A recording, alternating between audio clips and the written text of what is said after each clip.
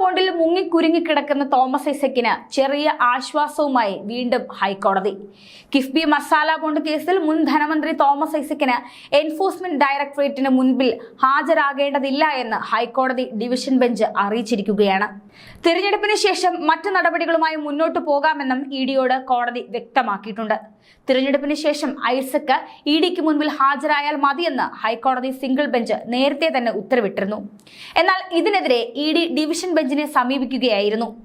ലോക്സഭാ തിരഞ്ഞെടുപ്പിൽ മത്സരിക്കുന്ന ഒരു സ്ഥാനാർത്ഥിയോട് തിരഞ്ഞെടുപ്പ് അടുത്തു നിൽക്കുന്ന ഘട്ടത്തിൽ ചോദ്യം ചെയ്യലിന് ഹാജരാകാൻ ആവശ്യപ്പെടാനാകില്ലെന്നായിരുന്നു നേരത്തെ സിംഗിൾ ബെഞ്ച് പറഞ്ഞത്. ഐസക്കിനെ തിരഞ്ഞെടുപ്പിന് മുൻപ് ചോദ്യം ചെയ്യാൻ വിളിപ്പിക്കരുതെന്നായിരുന്നു ഇഡിക്കെതിരായ വിധി. തുടർന്ന് വിഷയത്തിൽ അടിയന്തര ഇടപെടൽ തേടി എൻഫോഴ്സ്മെന്റ് ഡയറക്ടറേറ്റ് ഡിവിഷൻ ബെഞ്ചിനെ സമീപിക്കുകയായിരുന്നു. ഇവിടെയാണ് തോമസ് ഐസക്കിന് ചെറിയ ആശ്വാസമായി വീണ്ടും ഡിവിഷൻ ബെഞ്ച് എത്തിയത്. തോമസ് ഐസക് ഉൾപ്പെടെയുള്ളവരെ ചോദ്യം ചെയ്യാതെ കേസ് മുന്നോട്ട് കൊണ്ടുപോകാൻ സാധിക്കില്ല എന്നായിരുന്നു ഇഡി കോടതിയിൽ വാദിച്ചത്. ചോദ്യം ചെയ്യൽ വൈകുന്നത് കേസിൽ കാലതാമസത്തിന് കാരണമാകുന്നുണ്ട്. തിരഞ്ഞെടുപ്പിന്റെ പേരിൽ മറ്റൊരിടത്തും അന്വേഷണം മാറ്റിവെക്കുന്നില്ല.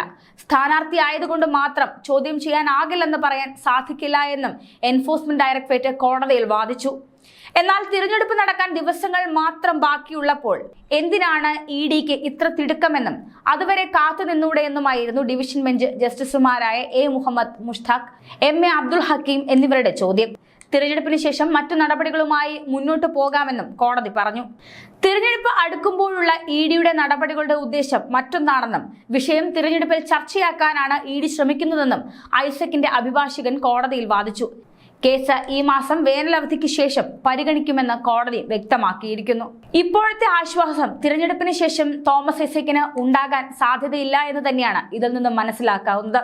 തോമസ് ഐസക്കിനെ ചോദ്യം ചെയ്യുന്നതോടുകൂടി പല സത്യങ്ങളും പുറത്തുവരും. ഇതോടെ അറസ്റ്റ് ഉൾപ്പെടെയുള്ള നടപടികൾ തോമസ് ഐസക്കിനെതിരെ നീങ്ങുമെന്നാണ് റിപ്പോർട്ടുകൾ. താൻ ഇഡിക്ക് മുൻപാകെ ഹാജരാകില്ലെന്നും താൻ കിഫ്ബി പദവിയിൽ ഇരുന്നത് ധനമന്ത്രി എന്ന നിലയിൽ മാത്രമാണെന്നുമാണ് തോമസ് ഐസക് നേരത്തെ വാദിച്ചിരുന്നത്. എന്നാൽ കിഫ്ബി സമർപ്പിച്ച രേഖകളുടെ അടിസ്ഥാനത്തിലാണ് കൂടുതൽ വിവരങ്ങൾ അറിയാൻ ഐസക്കിനെ ഇഡി വിളിപ്പിക്കുന്നതെന്ന വാദം ഇഡി ആവർത്തിച്ച് പറയുകയാണ്.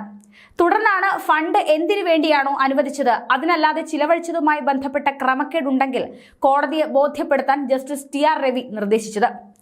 ഇലക്ഷൻ കഴിയുന്നതോടെ തോമസ് വീണ്ടും ആശങ്കയിൽ തന്നെയാകും. മസാല ബോണ്ട് സൂത്രധാരൻ തോമസ് ഐസക് തന്നെയെന്ന് നേരത്തെ തന്നെ തെളിഞ്ഞിരുന്ന കാര്യമാണ്.